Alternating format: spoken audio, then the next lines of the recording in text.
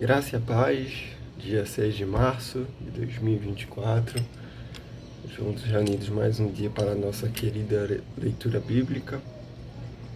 Hoje, Lucas capítulo 22, optei pela Bíblia física porque estava sentindo falta e nada se compara, né, a leitura na nossa querida Bíblia física. Versão NVI, lembrando sempre que o propósito é a disciplina, né? Está sempre buscando ler, nem que seja apenas um capítulo, mas está lendo, nem que seja um versículo, mas está lendo, está em relacionamento. Está em relacionamento, né? Estar próximo do Senhor, estar buscando a Ele, a vontade dEle e a palavra dEle. Amém? Acho que pararam de buzinar, então vamos juntos. Estava se aproximando a festa dos pães sem fermento, chamada Páscoa. E os chefes dos sacerdotes e os mestres da lei estavam procurando um meio de matar Jesus. E a gente sabe que os mestres da lei e os fariseus já estavam esperando qualquer escorregão de Jesus, já tinham questionado ele, já tinham colocado ele à prova para qualquer coisa que ele falasse, eles usarem como justificativo. Então, né, isso já estava acontecendo há um tempo. E aí, o que aconteceu? E eles tinham medo do povo, né? Apesar de tudo, eles tinham medo do povo. Então Satanás entrou em Judas, chamado Iscariotes, um dos 12. Judas dirigiu-se aos chefes dos sacerdotes e aos oficiais da guarda do templo e tratou com eles como lhes poderia entregar Jesus. A proposta muitos alegrou, lhe prometeram dinheiro.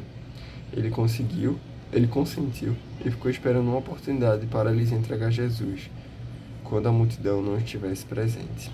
Então, o primeiro plano aí do inimigo foi, né, que Jesus fosse pego enquanto ninguém estava vendo.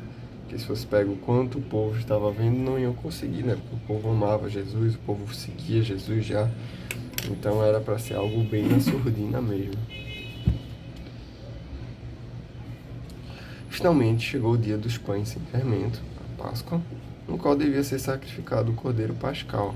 Jesus enviou Pedro e João dizendo: vão preparar a refeição da Páscoa. Onde queres que a preparemos? Perguntaram eles. Ele respondeu: ao entrarem na cidade, vocês encontrarão um homem carregando um pote d'água. Sigam-no até a casa em que ele entrar e digam ao dono da casa: o mestre pergunta: onde é o salão de hóspedes no qual poderei comer a Páscoa com os meus discípulos? Ele lhes mostrará uma ampla sala no andar anterior, toda mobiliada. Façam ali os preparativos. Então, Jesus sabia de tudo. Ele sabia quem era a pessoa, ele sabia quem era o horário, ele sabia já como era. Foi um exemplo aí da onisciência de Jesus já. Eles saíram e encontraram tudo como Jesus lhes tinha dito. Então prepararam a Páscoa. Quando chegou a hora, Jesus e seus apóstolos reclinaram-se a cabeça e disse-lhes: desejei ansiosamente comer esta Páscoa com vocês antes de sofrer. Pois eu digo, não comerei dela novamente até que se cumpra no reino de Deus. Recebendo um cálice, ele deu graças a Deus e disse: tomem isto e partilhem uns com os outros, meu Deus. Pois eu digo que beberei outra vez que não beberei outra vez do fruto da videira, até que venha o reino de Deus. A gente viu que videira é vinha, né? Uva. Tomando o pão, deu graças, partiu e deu aos seus discípulos, dizendo: isto é o meu corpo dado em favor de vocês. Façam isso em memória de mim. Fazer o quê? Pegar o pão e partir e entregar aos outros para lembrarmos em memória de Jesus que aquele representa o corpo que foi dado em favor de nós. Da mesma forma, depois da ceia, tomou o cálice com o vinho, dizendo: este cálice é a nova aliança no meu sangue. Façam isto em memória de mim. Fazer o que em memória de mim? Tomar o cálice. Tomar o cálice com a vinha, né? Que representa a nova aliança.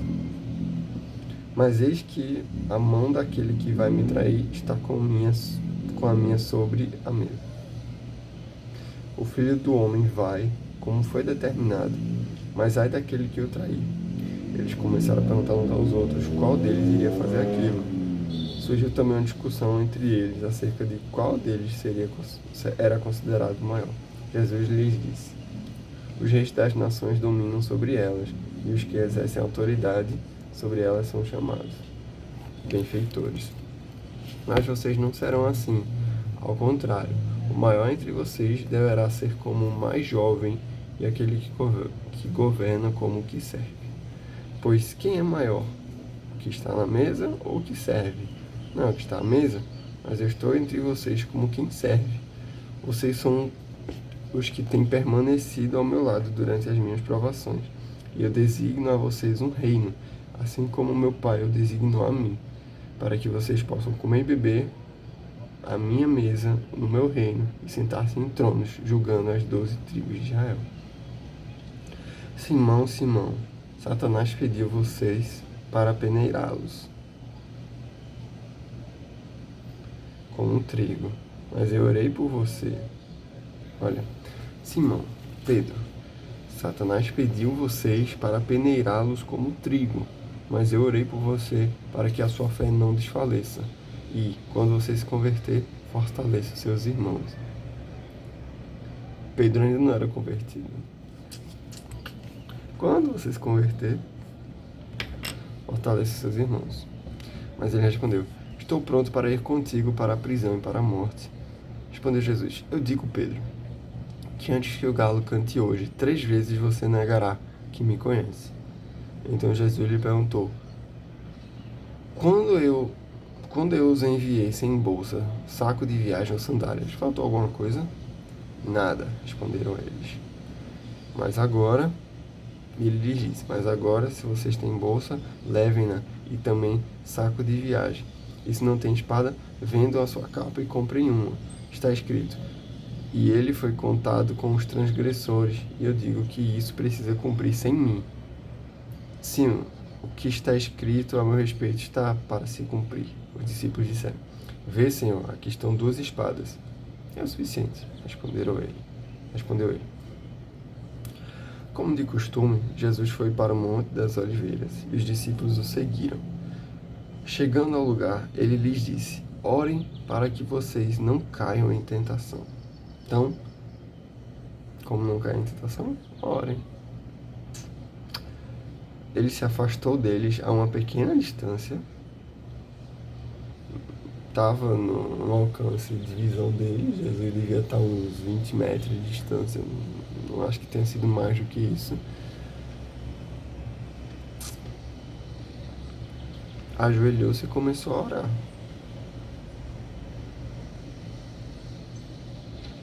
Pai, se queres, afasta de mim este cálice. Contudo, não seja a minha vontade, mas a tua. Aqui, Jesus orou pela primeira vez que Deus tirasse dele aquela missão de sofrer, cálice de sofrimento. Jesus não queria passar por aquilo, óbvio. Mas ele falou: contudo, que seja feita a tua vontade. Primeira vez. Apareceu-lhe então um anjo do céu que o fortalecia. Estando angustiado, ele orou ainda mais intensamente, e o seu suor era como gotas de sangue que caíam no chão. Quando se levantou da oração e voltou aos discípulos, encontrou-os dormindo, dominados pela tristeza. Por que estão dormindo? Perguntou-lhes. Levantem-se e orem para que vocês não caiam em tentação. Jesus chegou e eles estavam dormindo, e Jesus disse: levantem e orem para não cair em tentação. A única forma de fugir da tentação mesmo é orando. É a melhor forma.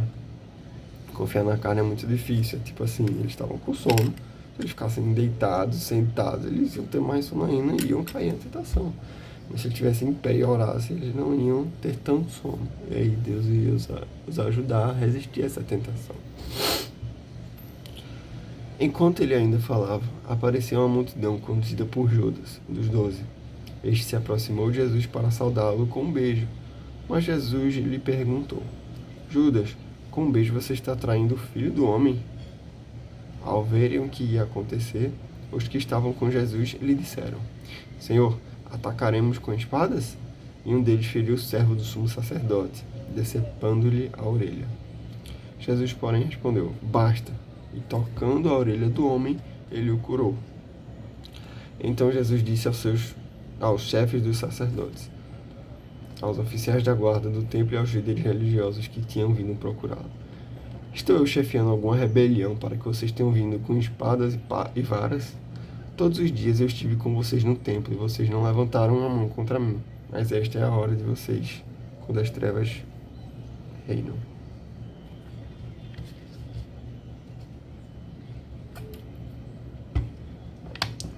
Então, prendendo, levaram para a casa do sumo sacerdote. Pedro seguia à distância, mas quando acenderam um fogo no meio do pátio e se sentaram ao redor dele, Pedro sentou-se com eles. Uma criada o viu sentado ali, à luz do fogo. Olhou fixamente para ele e disse: Este homem estava com ele. Mas ele negou: Mulher, não o conheço. Pouco depois, um homem o viu e disse: Você também é um deles. Homem, não sou, respondeu Pedro. Cerca de uma hora depois, outro afirmou: Certamente, este homem estava com ele, pois é galileu.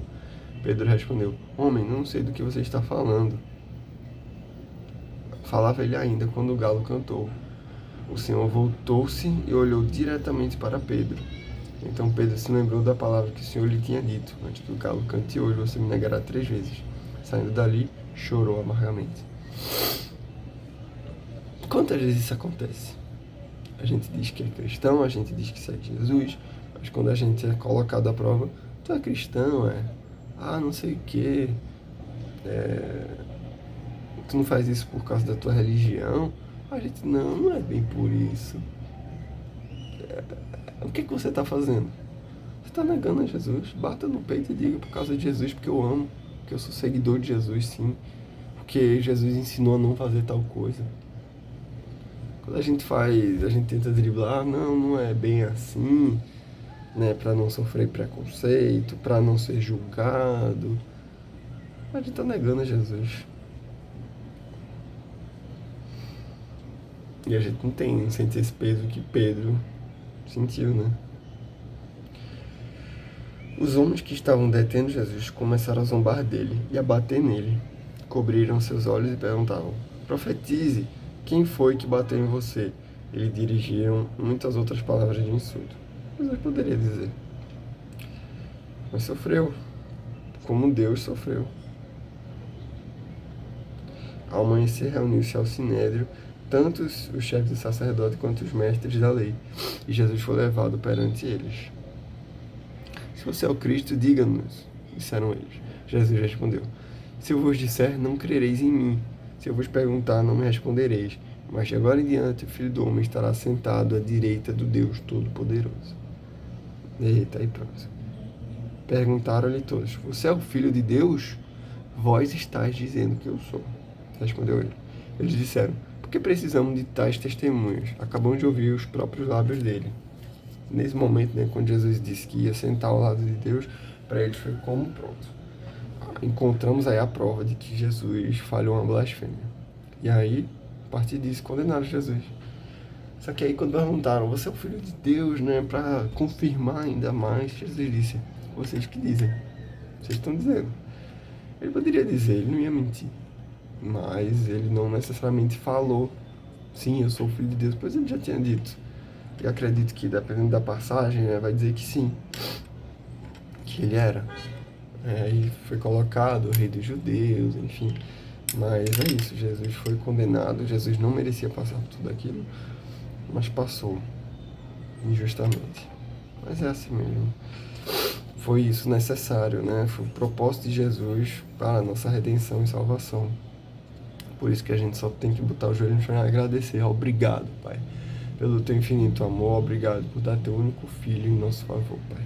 Não merecemos a salvação, não merecemos a presença do Espírito Santo, mas te agradecemos, Pai. Tira de nós tudo que é de mal e que o Espírito Santo fale conosco todos os dias e que possamos fazer sempre a tua vontade, em nome de Jesus. Amém? Deus te abençoe e até amanhã.